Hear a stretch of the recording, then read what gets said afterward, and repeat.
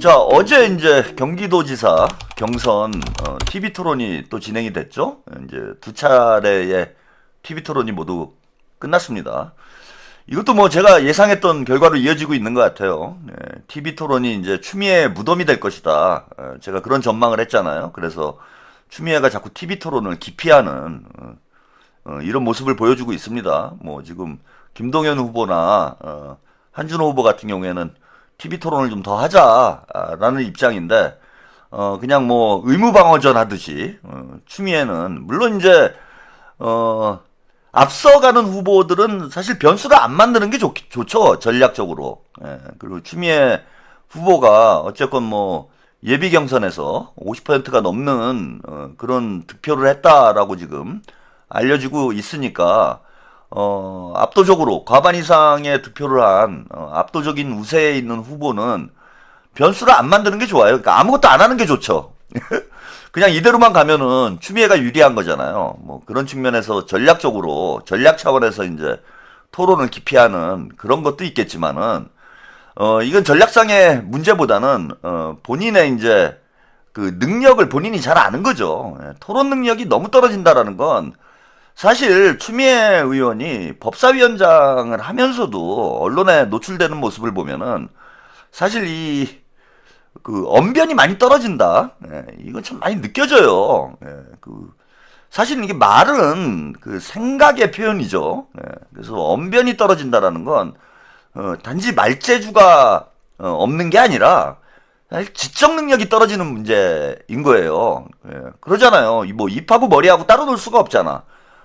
머릿속에 있는 게 입으로 나오는 거죠. 그런 면에서 말을 잘 못하는 사람들은, 그만큼 지적 능력이 떨어지는 거다. 이렇게 이제 평가가 되는 거예요. 물론 이제 말만 번드르르 한 사람들이 있어요.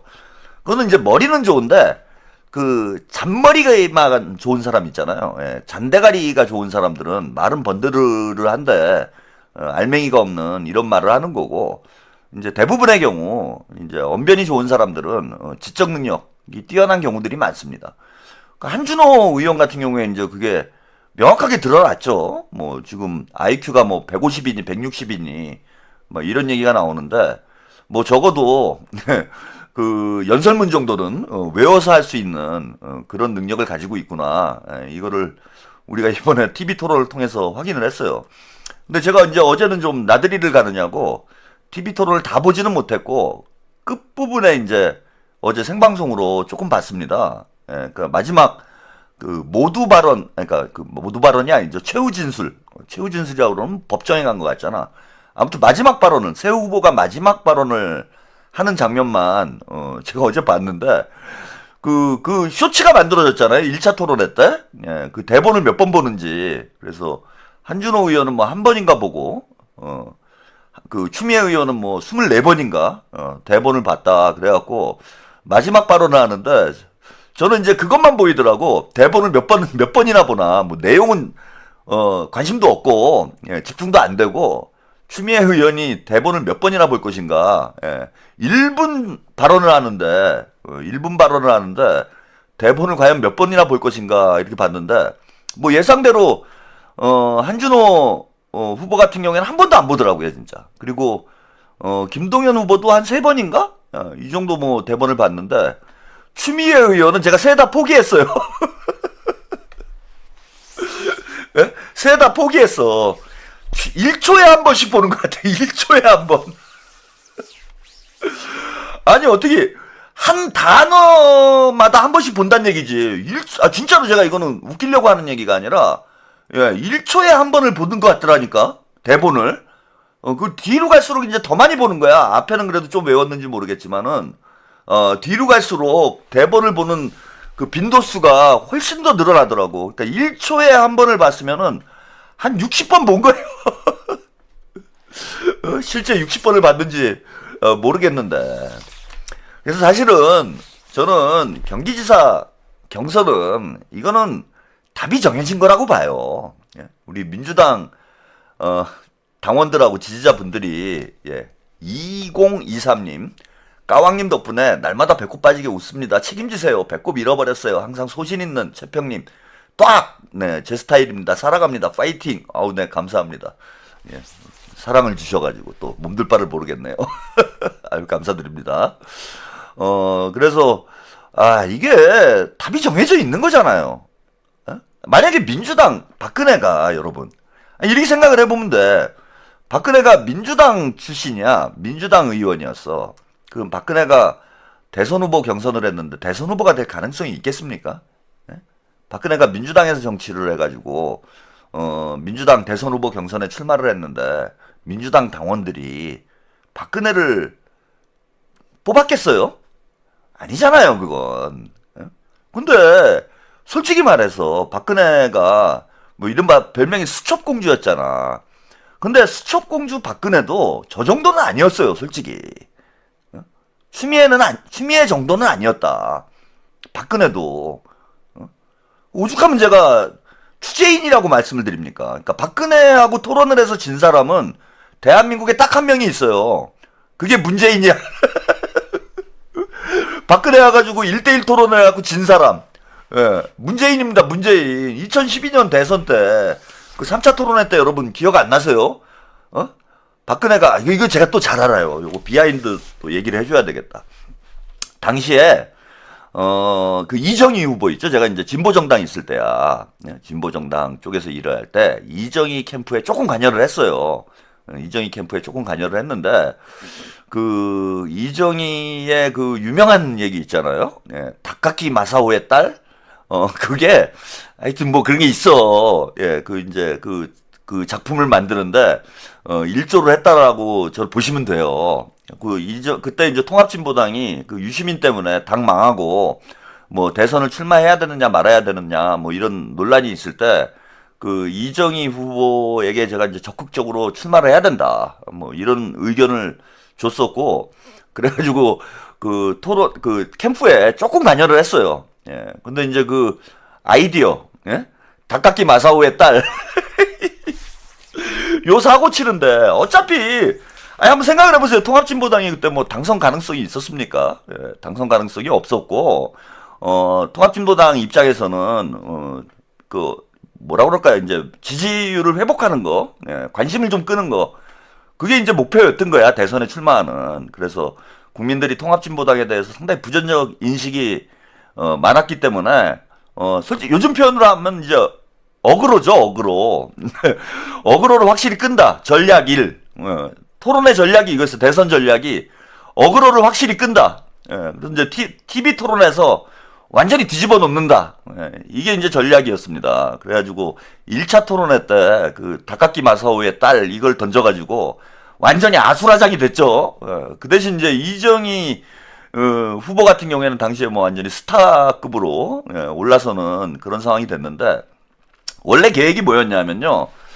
원래 계획은요. 3차 토론회까지 이정희 후보가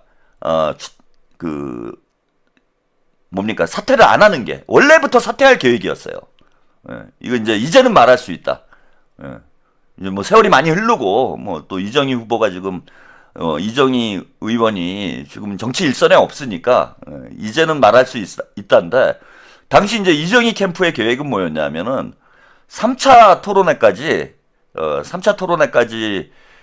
참여를 한 이후에 3차 토론회 마지막 발언입니다. 이게 왜 중요했냐면은 무효표가 나올 가능성이 높기 때문에 당시에 이제 다카키 마사오의 딸로 어그로를 확실히 끌어가지고 토론회 시청률이 엄청나게 높았어요. 너무 재밌어가지고 뭐 이정희가 막 날라다녔잖아.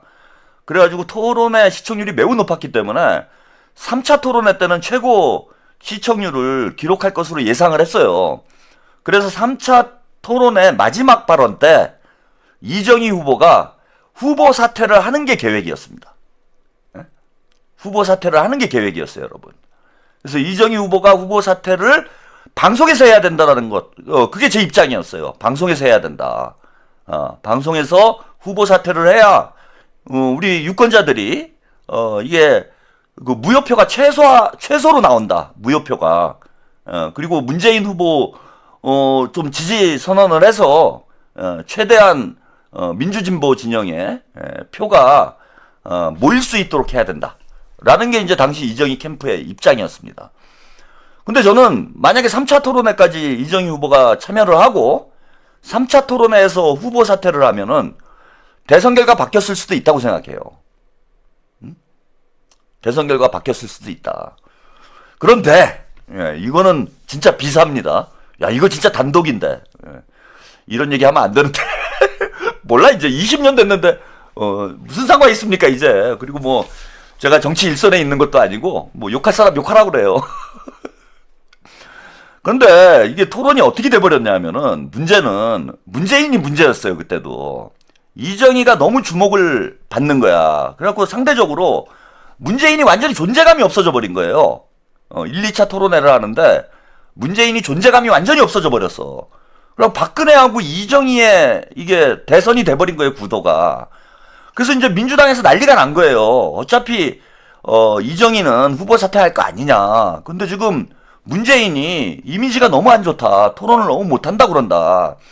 그래가지고 민주당 쪽에서 비공식 쪽으로 요청을 했어요. 이정희 캠프에. 3차 토론회에 그 출연을 하지 말아달라. 응? 그때 제가 기억을 하는데 그 이해찬 총리, 한명숙 전 총리, 이분들이 이정희 후보하고 상당히 가까웠습니다. 그 뭐 운동권 선후배이기도 하고, 예, 또 서울대 선후배이기도 하고 해서 또 이해찬 총리가 이정희 후보에게 지역구를 또 양보를 한 이런 역사가 있어요. 그래서 정말 간곡하게 요청을 했어. 민주당에서 3차 토론회 전에 후보 사퇴를 좀 해달라. 3차 토론회에 출연을 하지 말아달라. 근데 저는 결사반대를 했습니다, 당시에. 안 된다. 그러면 무효표가 많이 나올 위험성이 있다. 그리고 문재인이, 제가 보건대는 문재인이 박근혜보다 토론을 더 잘할 것이다라고 마지막 토론에 이정희가 빠져가지고 문재인과 박근혜가 1대1로 붙는다고 하더라도 문재인이 박근혜보다 더 토론을 잘한다라는 보장이 없다. 예. 괜히 안 나가면은 오히려 박근혜가 더 그저 유리해지는 뭐 그런 상황이 올 수도 있다라는 게 이제 저는 의견이었어, 당시에. 근데 어쨌건 민주당에서 간곡히 부탁을 해가지고 그 3차 토론에 이정희 후보가 출연을 안 하게 됩니다. 예. 그리고 빈 의자만 있었죠. 그래서 많은 그때 유권자분들이 이게 어떻게 된 일인가? 예. 이렇게 생각을 했는데 빈 의자 그런 비하인드가 있었던 거예요.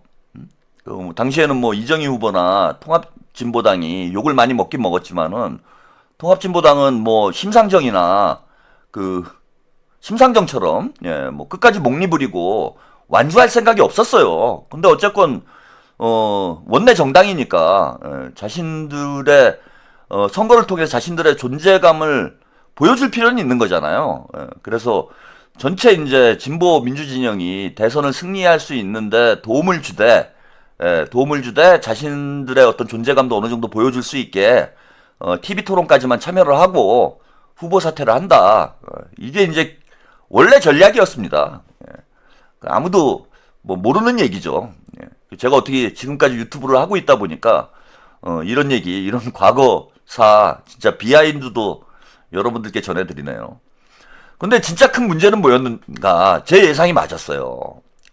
문재인이 박근혜랑 토론해가지고 못 이길 거다. 박근혜한테 졌어요. 3차 토론회 때. 땅을 치고 후회를 했습니다. 차라리 이정희가 3차 토론회에 참여를 했으면은 문재인이 무능하다라는 게 표시나지는 않죠. 돋보이지는 못해도 이정희랑 박근혜랑 둘이 치고받고 싸우고 있으면은 문재인이 무능하다라는 건 그 노출이 안 되죠. 그런데 이정희가 빠져버리니까 박근혜랑 문재인이 치고받고 싸웠는데 아니 박근혜한테 토론을 지는 거야. 와, 환장하겠더라고요, 저는. 그리고 아니나 다를까 대선 결과는 간발의 차이로 패배를 하는 그런 결과가 나온 거죠.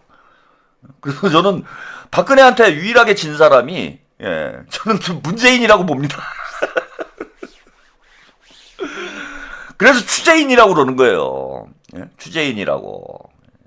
그리고 저런 정도의 토론 능력으로 과연 경기지사, 제가 아까 말씀드린 대로, 예, 그 토론 능력이라는 거, 예, 그 다음에 언변이라는 건, 그 생각이 입으로 나오는 거잖아요, 말이라는 게. 예, 그러니까 지적 능력하고 언어 능력은 비슷하게 가는 겁니다. 근데 두 차례의 토론회를 보면서, 야, 이거는 뭐 진짜 거의 수첩공주 수준 아니냐. 응? 이런 지금 평가가 나오는 이런 후보가 과연 민주당의 경기도지사 후보가 되고 민주당의 이제 경기도지사 후보가 되면은 경기도지사가 될 가능성이 높은 거잖아요. 예? 단지 그 법사위원회에서 소리 잘 지르고 윤석열이랑 싸우다가 쥐어 터진 거. 어? 아니 싸워가지고 이기기나 했으면 모르겠어. 윤석열하고 싸워가지고 쥐어 터진 것 그 이후로 잘 맞는다. 추미애가 윤석열한테 잘 얻어맞는다라는 이유로 그 사람이 과연 민주당의 미래라고 할 수 있는 경기도지사가 되는 게 이게 과연 민주당한테 바람직한 일인가? 네? 상식적으로 볼 때. 그러니까 저는 뭐 계파를 떠나서 이번 토론 과정에서 과연 민주당의 미래를 위해서 그 다음에 이재명 국민주권정부의 성공을 위해서 누가 민주당의 경기도지사가 돼야 될지 이거 사실 답이 나온 거 아니에요? 진짜 박근혜 찍었던 이찍들이랑 뭐가 다릅니까 지금? 민주당 당원들이 만약에 추미애 후보를 추미애 후보가 뭐 연세는 좀 있으셔도 진짜 뭐 말빨 좋고 준비가 잘 돼 있고 이러면야 그래 친명은 아니어도 역시 추미애 저력이 있다 뭐 이러고 지지하라고 하겠어. 근데 이건 너무나 확연하게 능력 차이가 나잖아. 그리고 추미애 의원이 정치적으로 앞으로 뭐 전망이 있습니까? 뭐 그런 얘기를 김동연 후보가 애둘러서 질문을 하던데 추미애가 경기도지사를 대선 출마의 발판으로 이용하려는 거 아닌가 뭐 이런 의혹들이 있어요 지금. 아니 다 떠나서 저는 추미애 후보가 경기지사가 돼서 다음 대선 때 민주당 대선 후보로 나오려고 꿈을 꾼다라는 것 자체가 지금 시대착오적인 거 아닙니까 여러분? 아니 그런 생각을 가지고 지금 경기지사를 나오는 거 아니에요. 누가 봐도. 과연 이재명 대통령님 다음에 민주당의 대선 후보가 추미애 누나가 되는 게 이게 민주당이나 대한민국의 발전을 위해서 도움이 될 일입니까? 근데 이건 추미애의 그릇된 욕망에 어찌 보면 노욕이죠. 노욕에 징검다리를 놔주는 그런 역할을 민주당 당원들이 해야 돼요. 저는 절반이 넘는 민주당 당원들이 이런 어리석은 판단을 한다라는 것에 대해서 진짜 상식적으로 이해가 안 돼요. 아무리 내가 친문이냐 친명이냐 이런 걸 떠나가지고 이미 이건 검증이 된 거예요. 두 번의 토론을 거치면서 답이 나온 거다 이거는. 더 할 얘기도 없는 거다. 네? 진짜 저는 이번에 추미애 후보에게 투표하는 사람들은 이거 민주당 당원이 아니라 그야말로 문바당 당원인 거야. 예? 문바당 당원이지 이게 어떻게 민주당 당원입니까?